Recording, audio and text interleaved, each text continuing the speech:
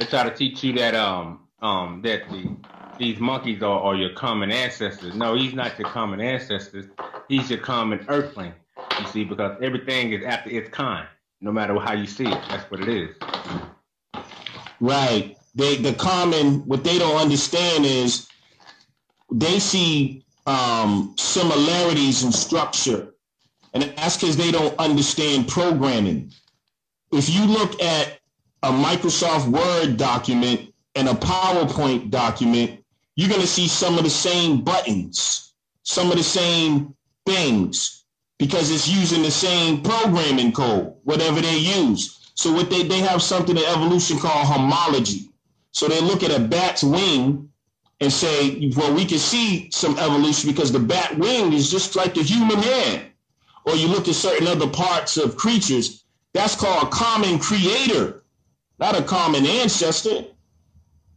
If I take building blocks, I can take the blocks and I can build a building, I can build a house, I can build a staircase, and they're going to have similarities because I'm using Legos.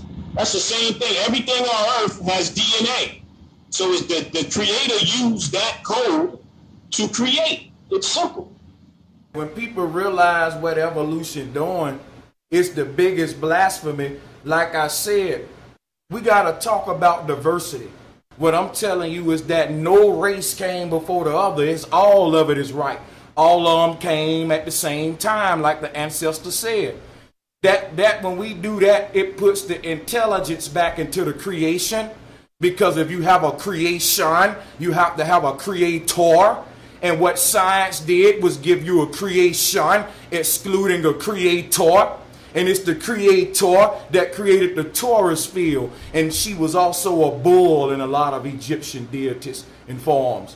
That is what right there. See, what we're looking at is diversity comes from the divine. They told you that everything was born from the sun, when everything, including the sun and the moon, was born out of the great deep or just the darkness. When they give you the Big Bang Theory, where does it start? In darkness. Then they say some shit exploded out of nothingness. What they don't want to tell you is that the darkness is intelligent. The darkness is an entity. The darkness is what we call the divine omniscient presence of nature. If I cut you right now, the darkness going to make sure your body heal, whether you want it to or not. It's wireless technology. There is an ether. And we are inside of darkness right now, and darkness is inside of us, and this is how we reset. But I'm telling you how diversity was created. How they took ancient spirituality and turned it into something called races, when there was only one race from the center. If you look at all the ancient cosmologists, they speak about this ripple effect. If you drop a rock into the water, all the ripples going to race from that point of singularity evenly, 360, all around you. This is how the seed of humanity was spread among the earth. It started from a point of singularity, from a divine source that knew what the fuck it was doing and not no mishap. And I'm fucking mad at the people that taught me that, and you need to get mad too. Nah, yeah, I just want to say, it's funny when you was talking about the flowers. How could they explain? There's some flowers that won't even bud unless a bee pollinates it. So how did that develop? If the flower developed and later on the bee developed, then how could they have a relationship where the bee needs to pollinate the flower in order for it to bud? I just wanted to, I don't think you can explain that. So it had to be coming from a mind of a creator that created them symbiotically. You know what I'm saying? I just wanted to add that. You're so right. When you say symbiotically, the word sim is a big word in etymology too, because it's the root word of simulation. Now, the simulation conspiracy theories are actually right. This is a simulation. Lex broke it down earlier about the binary code.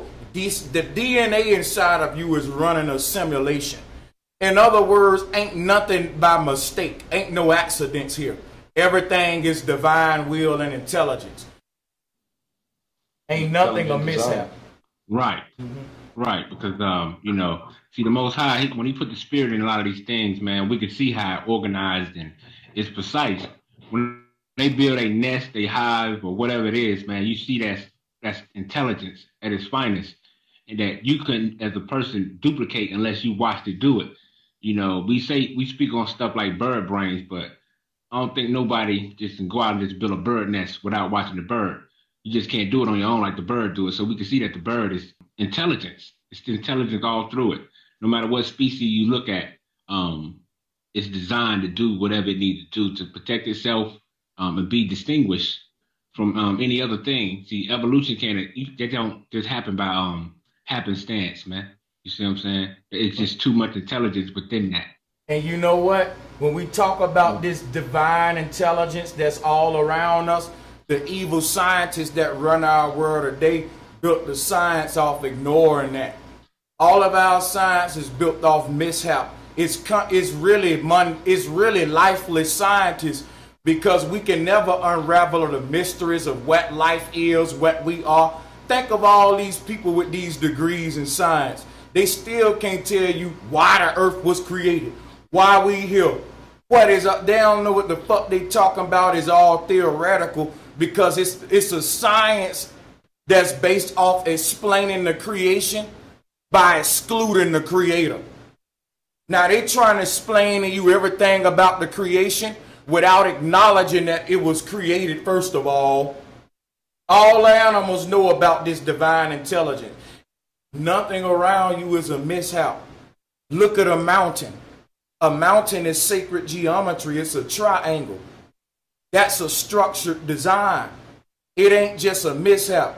So what am I telling you? This is an intelligent reality you in. Ain't nothing by mishap, and you just been ignoring it. When you drop a rock in the water, you create sacred geometry called a ripple effect. When I say nothing is by mistake, if you spill some sand on the floor, the sand will naturally form a mountain or a triangle. You've been ignoring that your whole life, that there's an invisible intelligence all around you. If you cut yourself, your body gonna heal without you having to tell it what to do. Put a seed in the ground, it's gonna grow whatever the seed's supposed to be. If you put an orange seed in the ground, it ain't gonna grow no watermelon, because the seed has an intelligence. Everything got intelligence. Every molecule is intelligent.